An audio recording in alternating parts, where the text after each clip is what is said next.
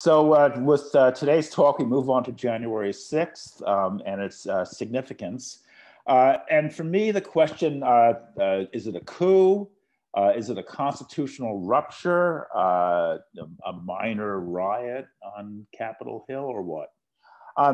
So I wanted to structure this talk as good internationalists to begin with an international perspective, and then move on to a national perspective and even advance to a local perspective in the US context before working ourselves back up to a national and international outlook. So I just wanted to point out that we live in an era of political breakdown. The 1990s were the golden age of unipolarity. The collapse of the Soviet bloc left the US as the only superpower left standing. And it led to a burst of utopian ideology. Social Democrats talked about a peace dividend that would settle on the world thanks to the end of the Cold War. The Soviets were supposed to seamlessly transition into some kind of combination of a Scandinavian-style social welfare and American-style liberalism, et cetera. And the world was supposed to live happily ever after under a US umbrella. And this actually, may have been true to a degree for much of the 90s, although things began to break down with the Balkan Wars. But it really was the end of the decade that marked the start of a new political era, conveniently coinciding with a new millennium, a new century and a new millennium.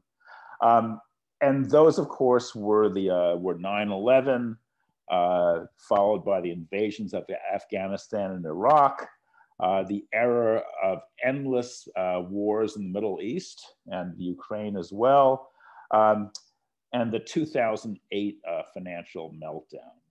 And suddenly political structures throughout the world began to buckle under the strain of those events.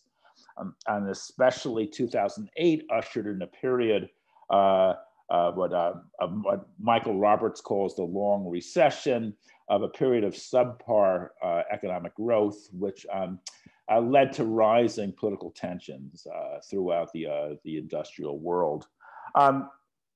And then, so that was 2008, and then 2011 led to the Arab Spring and a new burst of disorder in the Middle East as NATO intervened in Libya, leading to the death of Muammar Gaddafi and the start of a period of absolute anarchy in that country. The US intervened in Syria. The US and the Saudis sponsored a jihadi invasion of that country, which caused probably hundreds of thousands of deaths, probably close to 500,000 deaths, and led to the utter destruction of that country. The US backed the Saudi air campaign on Yemen, which led to a humanitarian catastrophe of immense dimensions. And of course, then the US sort of opened up hostilities with Russia by backing the neo-Nazi-led coup d'etat in Kiev in February 2014.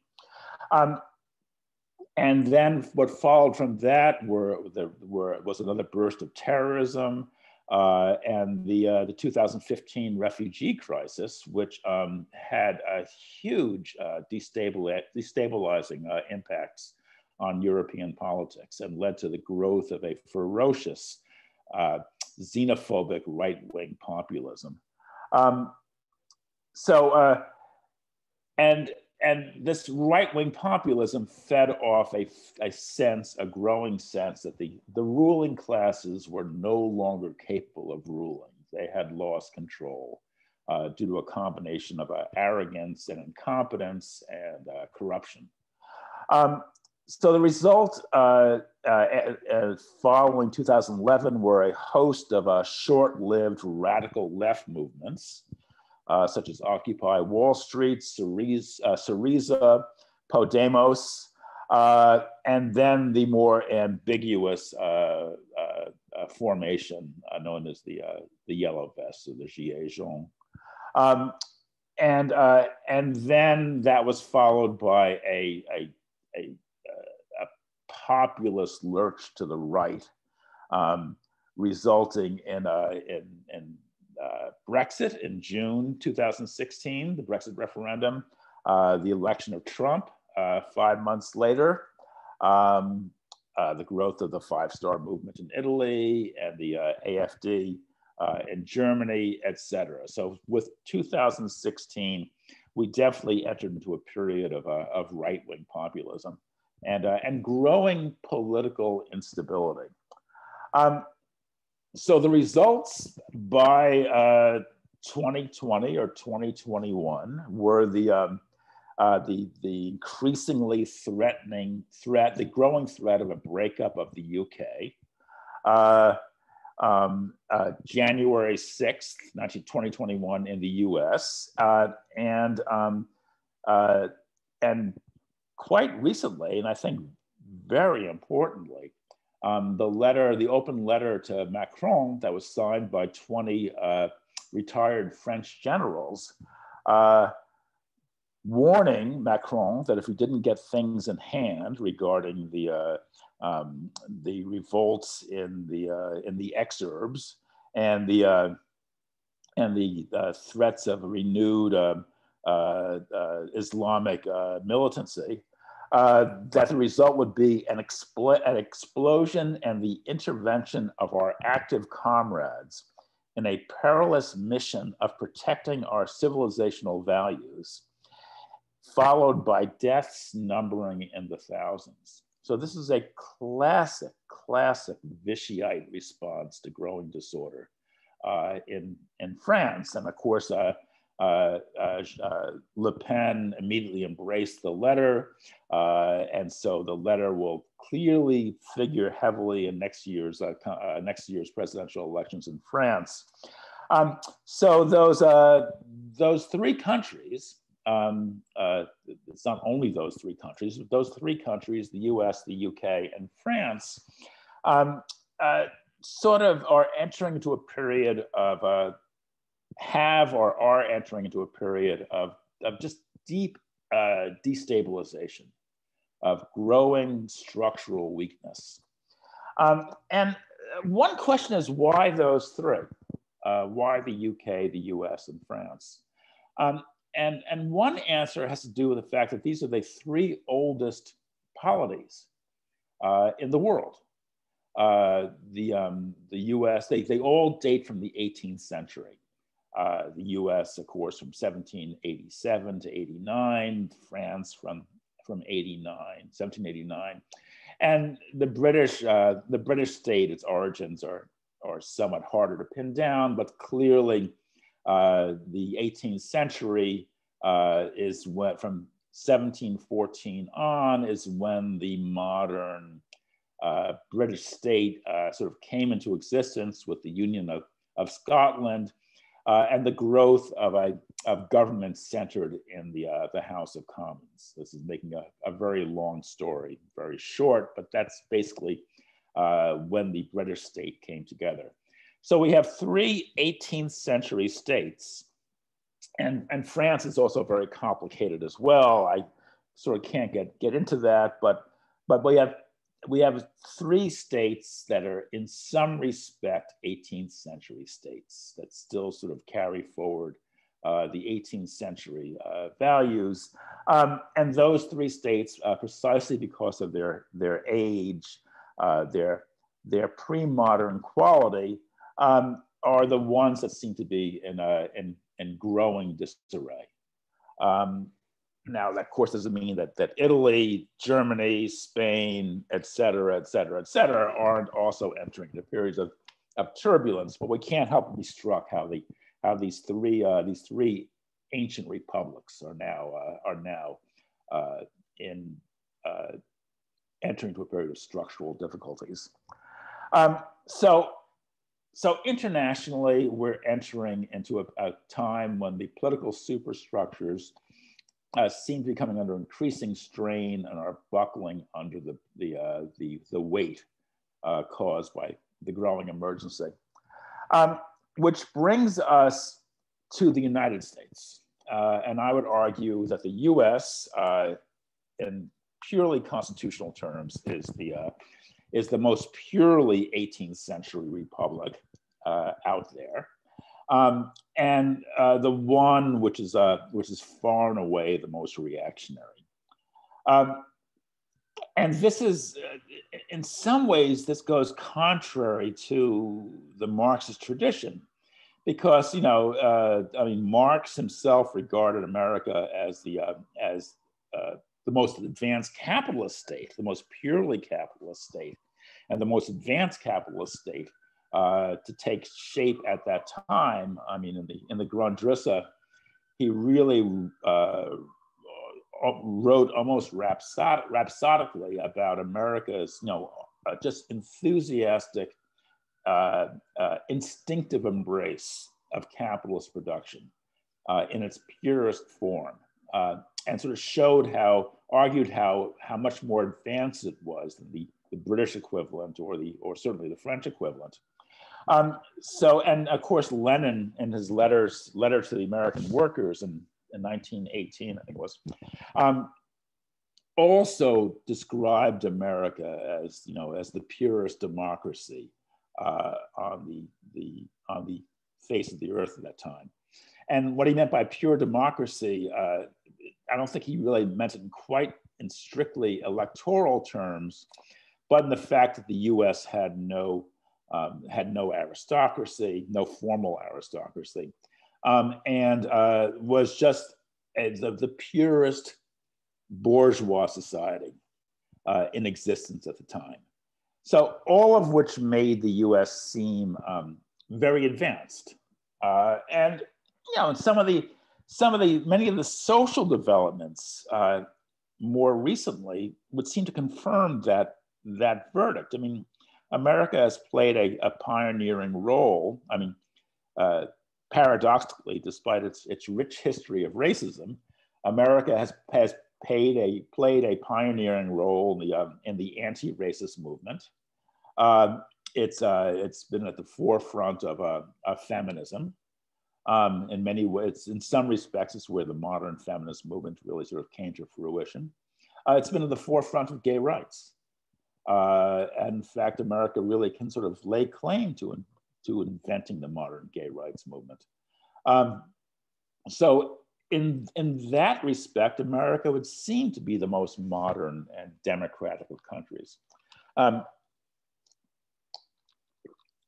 But underlying it is this pre-modern constitution, which dates from 1787, and is not only all but unchangeable, but is increasingly rigid as time goes on, and therefore represents the imposition, the increasingly burdensome imposition of 18th century political structures on modern society.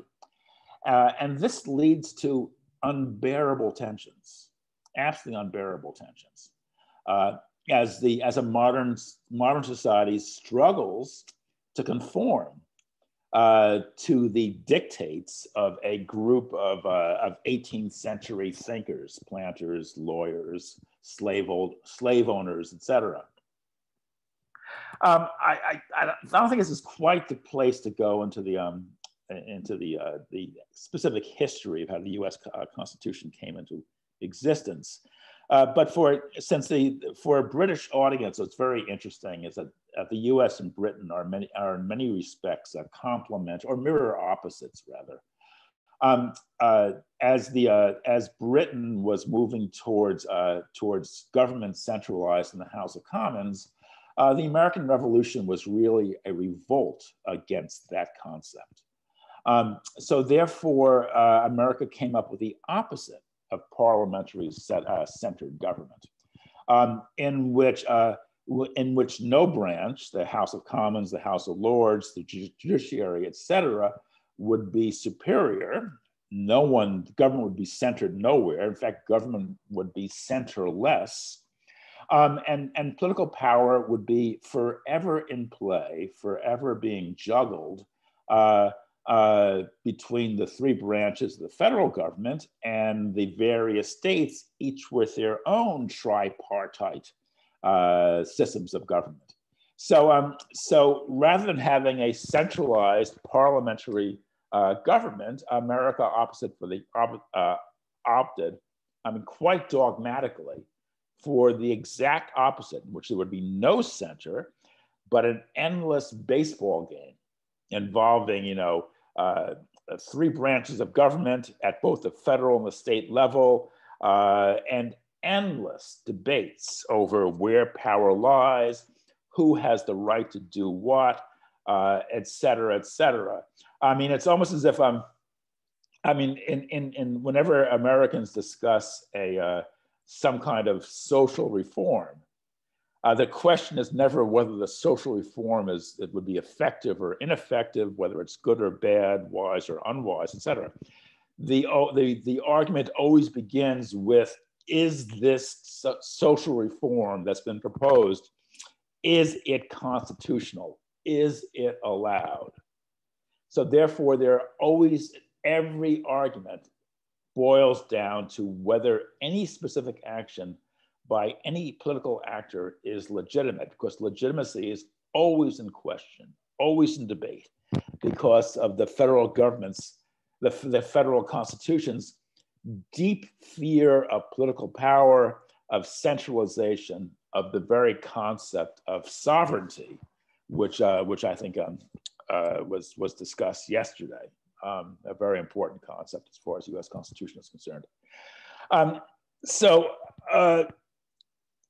That pre-modern Constitution, which in certain respects corresponded to the opening blast of the French Revolution, which occurred just 2 years later, and early on, during which the question of American-style separation of powers was debated,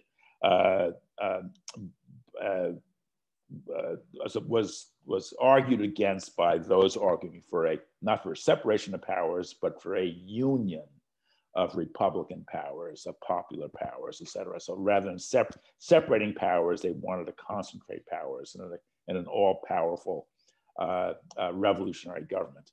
But America, with its emphasis on deconcentration, decentralization, denial of the existence of political sovereignty anywhere, the equation of sovereignty with tyranny, et cetera, moved in a very different direction, a completely unique direction, different than any other national pattern of development since then.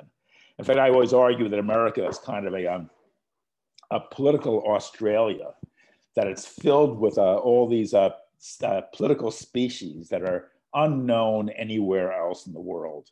I mean, a body like the US Congress it's not the same as the British Parliament or the French National Assembly or the German part of Bundestag either. It's a completely different kind of body with a completely different logic, different procedures, different assumptions. The Democrats and Republicans are not political parties. I've written about this in the Weekly Worker, as the rest of the world understands the term. There's no membership. There's no program. There's no internal democracy, really. The Democrats and Republicans are merely their coteries of elected officials. They are milieus. They are cultures, but they are not parties. If we think of parties as like-minded people coming together to fight for a specific program, the Democrats and Republicans are not parties in the modern sense of the word. I mean, I can't join the Democratic Party. If I go to, there is no local Democratic office. If I was to write a letter to the Democratic National Committee, and say, how do I join the Democrats and how do I take out a party card and whom do I pay dues to, they'd be completely mystified by the request because there is no membership in that sense. There is no program, et cetera.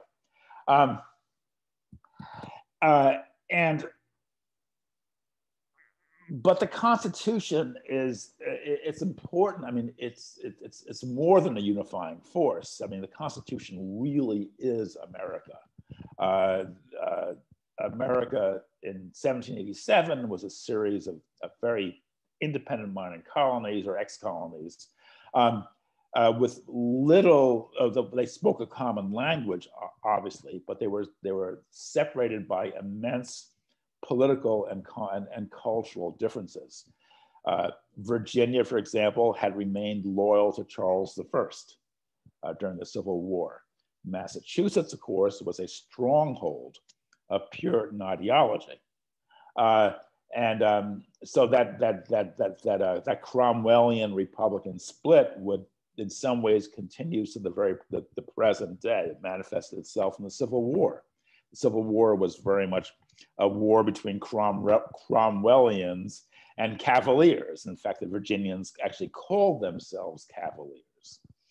And the civil rights movement was in the 60s saw a very similar lineup, and even today, of course, we talk about the growth of neo-Confederate ideas. It shows how the U.S. remains a polity that's frozen in the past, frozen in the 18th century, and even to some extent in the 17th century. It's as if the English civil wars had never ended. And they ended in England, but they still rage across the Atlantic in the United States.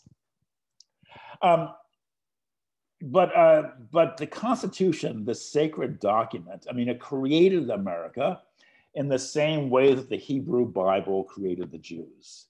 It became the legal framework around which the nation took shape. And therefore, the Constitution really is above politics and above criticism, and really is the great given of American politics. And this kind of Constitution worship probably reached its all-time peak in 1973 to 87. That was with the Watergate crisis, in which Nixon was forced to resign because he was said to have broken the balance of power, the separation of powers between the legislative and the executive branch. And it continued until 1987, which was the bicentennial of the US Constitution itself, and an occasion for the most unbelievable rhetorical outpourings about the Constitution as a sacred document, how lucky Americans were to be blessed with this document, the greatest plan of government ever known to man, that ever will be known to man. I mean, essentially, political theory had stopped in 1787 and had made no progress since. There are really curious parallels here between Jewish thinking and also Islamic thinking, because Sunni Islam regards the Quran as the actual word of God and therefore the highest wisdom available to mankind. And therefore, the task of all Muslims is to preserve that wisdom in its purest form and to resist, to continually purge it of any kind of modern adulteration, to get back to that original purity. And in America, in some ways, in some curious ways, a neo-Muslim state also sees the same impulse, where when anything goes wrong, when any problem arises, if there's a mass outcry, what would the founders say? And the belief that if we just got back to the original document and did what the founders told us to do, then everything would be right, because the Constitution represents supreme wisdom and supreme morality. And I must emphasize that all parts of the political spectrum buy into this equally, and not only buy into it equally, but compete with one another, you know, in order to claim the title of being more Catholic than the Pope. Liberals, conservatives, they all are constitutional loyalists in the absolute extreme. So this peaked in 73 to 87, but then began falling apart in the mid-90s. In 1994, Newt Gingrich, the Republican Speaker of the House, drafted something called the Contract with America. And that was a unified Republican Party program that all Republican candidates for office at all levels, state and federal, eagerly signed onto. Now, this was itself revolutionary in terms of American politics, because American politicians always run as individual entrepreneurs, and they often play down their party allegiance. But Newt Gingrich actually did the opposite. He demanded that Republicans campaign as Republicans first and foremost. And the Democrats were outraged, profoundly outraged, because this is a violation of basic constitutional assumptions, which looks with askance on the idea of strong party politics. And clearly Gingrich's gambit involved the use of this very complicated 18th century constitutional machinery to take control of it and to wield it against the Clinton administration. And this marked the start of the political wars on Capitol Hill. There was the scandal over the semen-stained little blue dress by Monica Lewinsky, and Clinton's impeachment for sexual wrongdoings in the Oval Office, and his acquittal, of course, because it was generally recognized that whatever you thought of his behavior, it did not rise to the level of a political offense. But then, as was the case internationally, the breakdown intensified with the end of the decade, the start of a new century, and the start of a new millennium.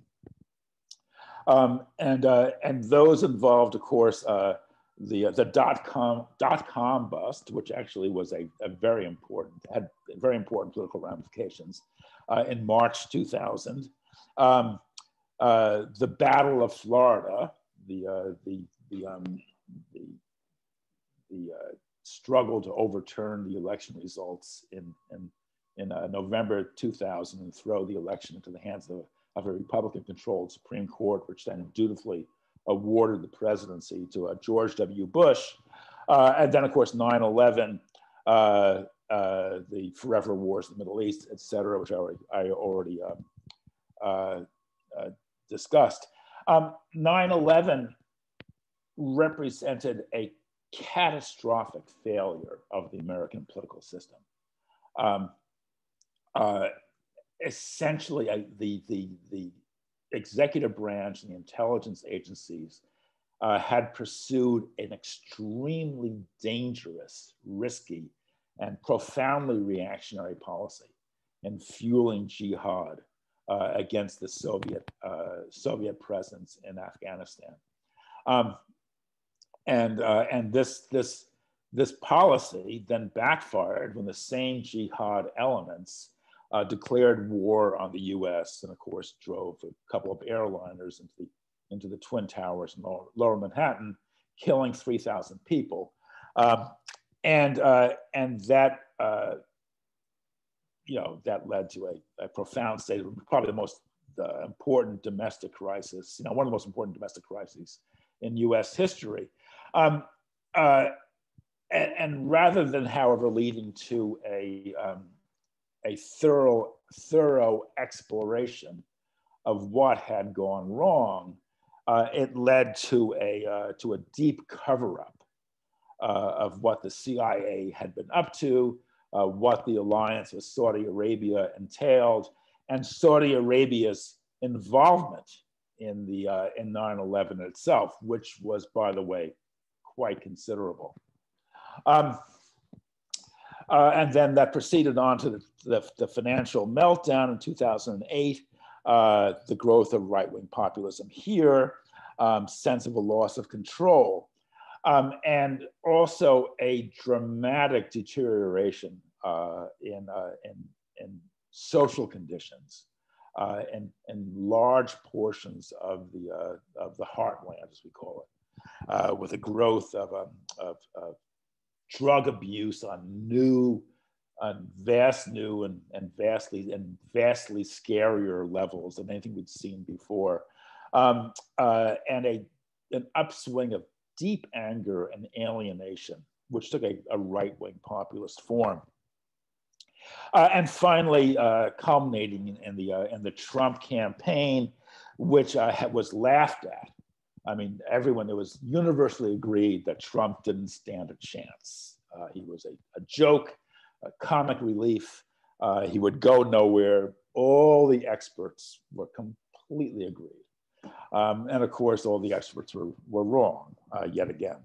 And Trump slipped into office by virtue of a constitutional quirk. He lost the popular vote, but won the electoral vote. The same thing, more or less, that had happened in the Battle of Florida 16 years earlier, and a constitutional flaw that everyone knew existed, but nothing was done to correct, because nothing could be done to correct, because the Constitution is effectively unchangeable.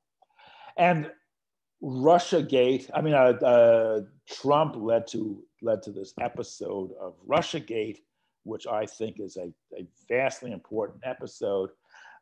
It's quite similar to the anti-Semitism uproar that essentially destroyed Jeremy Corbyn, in that it was a classic CIA destabilization campaign in which Trump, before he even took office, was hit with a flood of leaks, starting with the Jeremy Steele dossier and on January 10th, 2020, before even 10 days before the inauguration, et cetera, in which he was left reeling.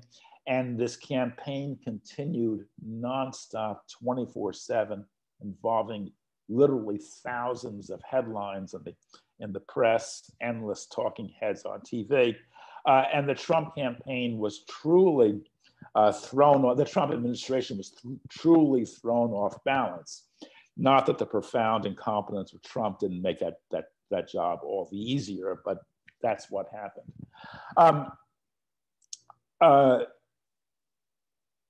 And it also saw the Democrats not only harping on Trump's alleged Russian ties, which, by the way, are completely non-existent, but the Democrats not only seizing on that issue, but also attacking Trump's isolationism from a point of view of what might be labeled liberal imperialism. I mean, Trump was accused of being soft on Putin, soft on China, and at the same time, racist, sexist, et cetera, at home. So the the Hillary Clinton wing of the Democratic Party attempted to fuse those two strands of anti-racism, anti-sexism, and anti-Kremlinism into one sort of thoroughly confused and thoroughly noxious package. And this is not unprecedented. I mean, the Little Englander movement in the 19th century was also, anti-imperialist and also, xenophobic as well.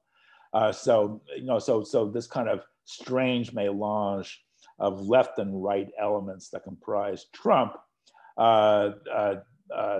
is not only is it not unprecedented, but really is kind of the classic the classic form that far right populism takes. It's a faux egalitarian, faux anti-imperialist, faux anti-capitalist movement, and so that's what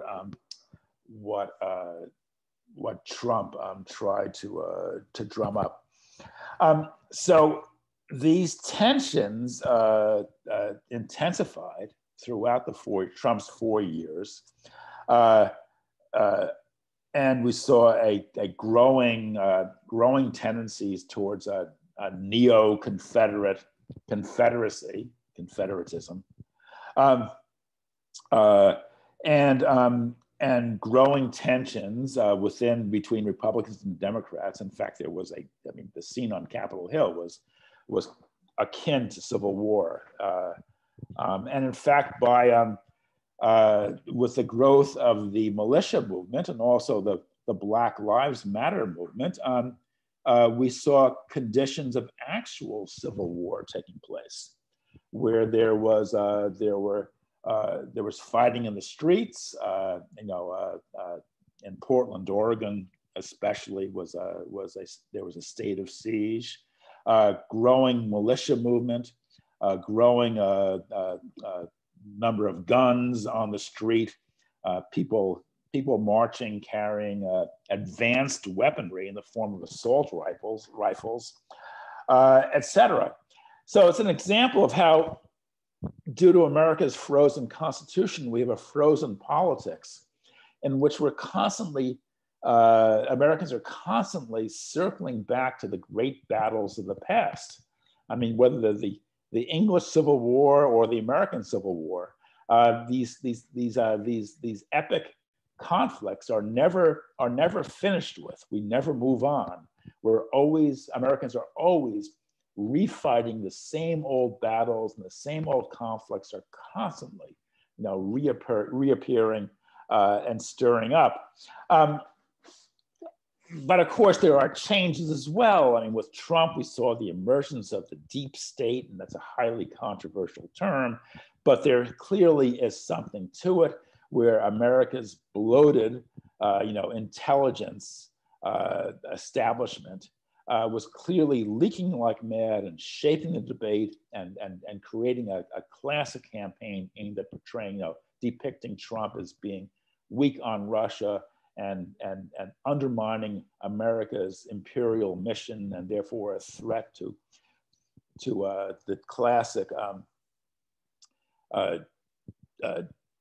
democratic, capital D, democratic aspirations, etc.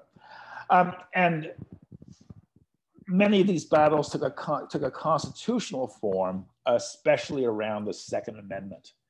And the Second Amendment is a increasingly important part of the U.S. Constitution. This is the right to bear arms. The best thing I've seen written by the Second Amendment was an article in 1989 in the Yale Law Review, the Yale Law Journal, actually, by a constitutional law professor named Sanford Levinson, in which he argued that the Second Amendment, which actually begins with a preamble and then moves on to the body of the amendment in just 27 words, constituted a kind of mini constitution on its own, which posits a very different theory of the state, a theory based on participatory republicanism, in which it's the job of the individual citizen to continually take up arms, not to rely on the police or the armed forces, but to take up arms, him or herself, to battle a representative government in Washington, which is forever seen as moving in a tyrannical direction. So liberty lies in neighbors in small towns who have their own arms. In the 18th century, it was a musket over the fireplace. In the 21st century, it's an AR-15 in one's basement, but continually resorting to arms to defend liberty against government encroachment. And this idea became increasingly powerful and increasingly fascistic. It took an increasingly fascistic form with the growth of the militia movement, in which militias would parade in military formation with their assault rifles at the ready, threatening to do battle on the spot with any tyrannical element that dared to raise its head. In fact, in Louisville, Kentucky, at one point this summer, we had black and white militias parading within a few hundred yards of one another. And it's very lucky that they didn't actually come in conflict, because they had come in conflict, we could very easily have seen a shooting war erupt in a major American city with people using advanced military armaments. So the theory is that the people must defend their liberty through force of arms and through their own personal force against the encroachment, federal encroachment. So this was the growing theory. And then starting in the summer of 2000, Trump started making noises about how he would not necessarily defer to the electoral outcome the following November. One reason of which is the America's electoral mechanism is just an atrocity. It's chaotic. There are literally 10,000 separate autonomous electoral districts.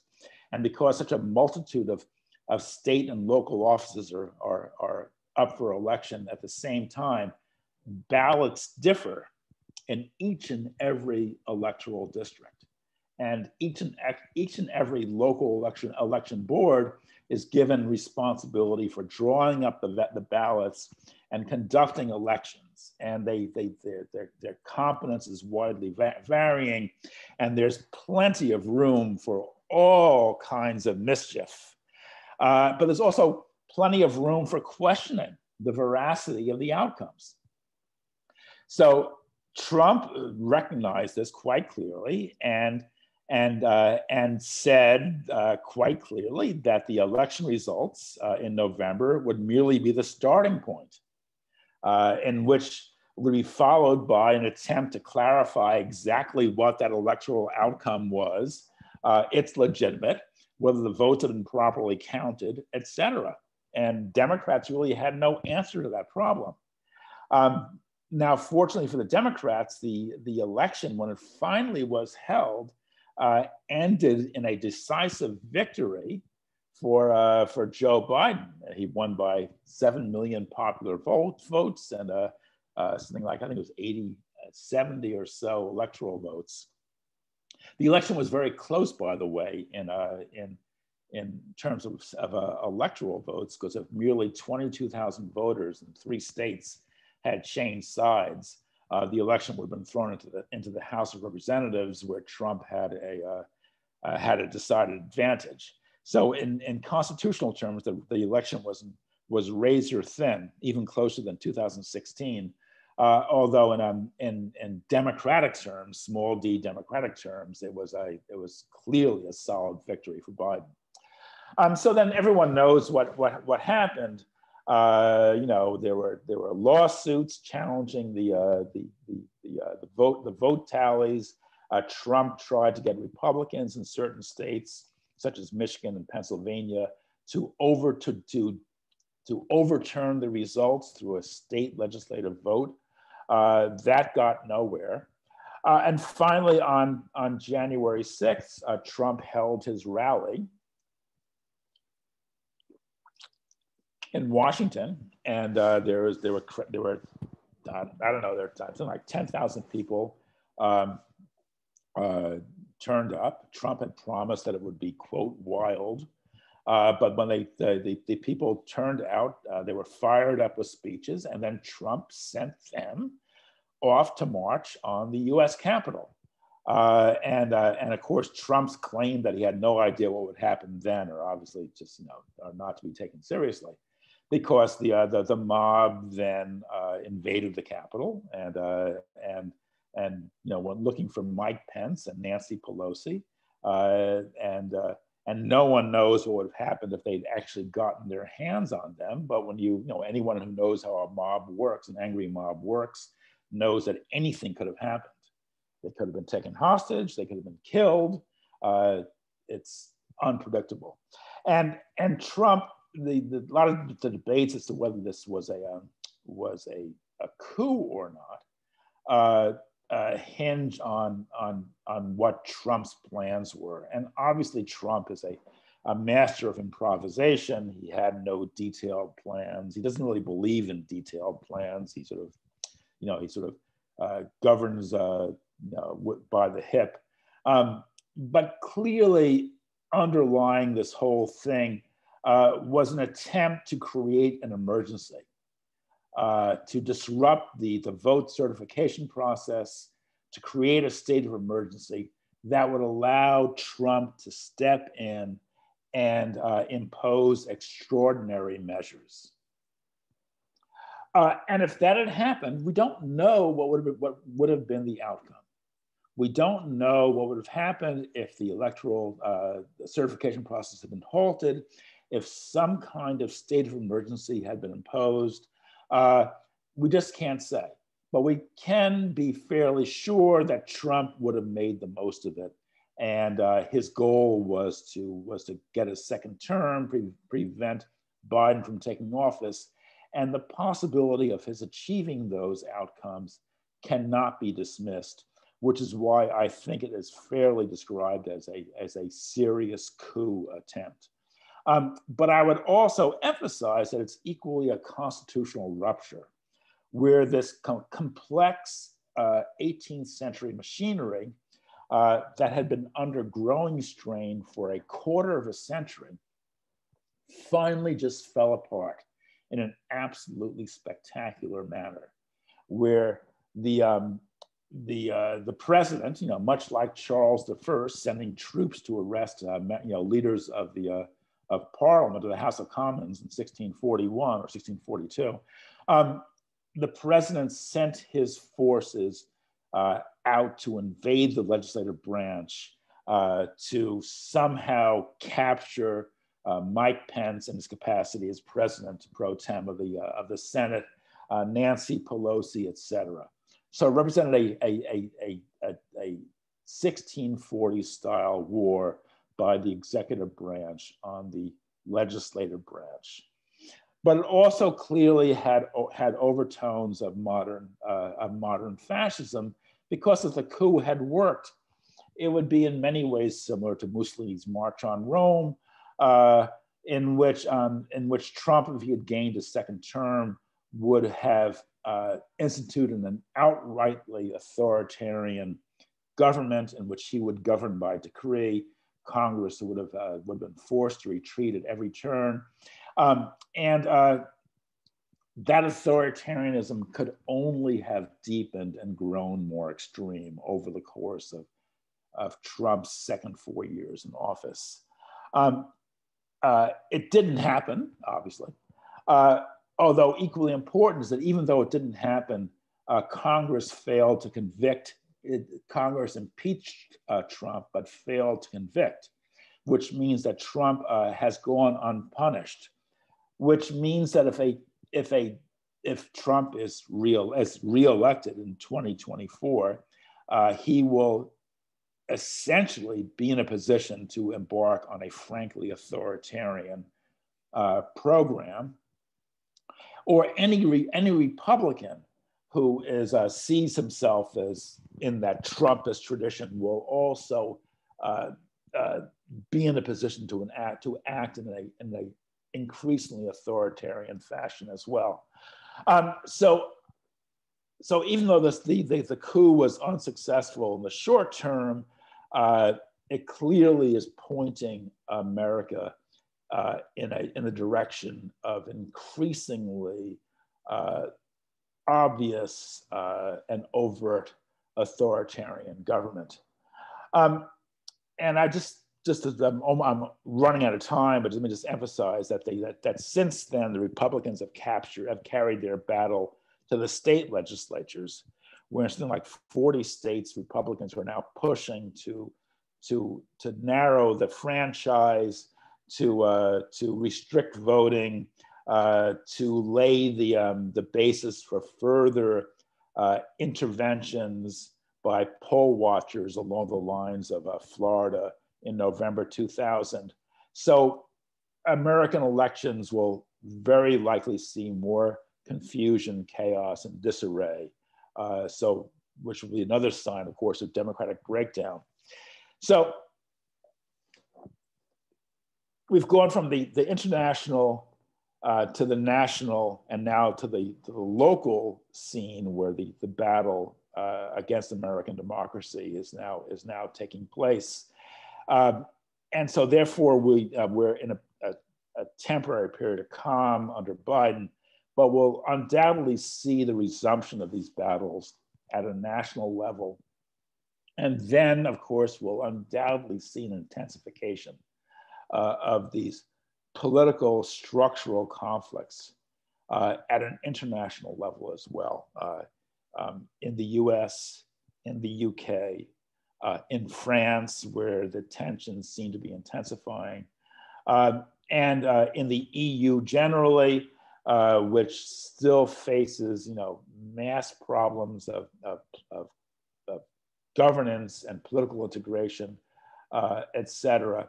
So I think that we're clearly in a period analogous to the 1930s, one marked by growing political disarray, discordance, breakdown, et cetera, turbulence, and we don't know where it will lead, obviously, but there is every reason to expect the worst, to think that capitalism is entering not into a period of economic crisis, but growing political crisis as well.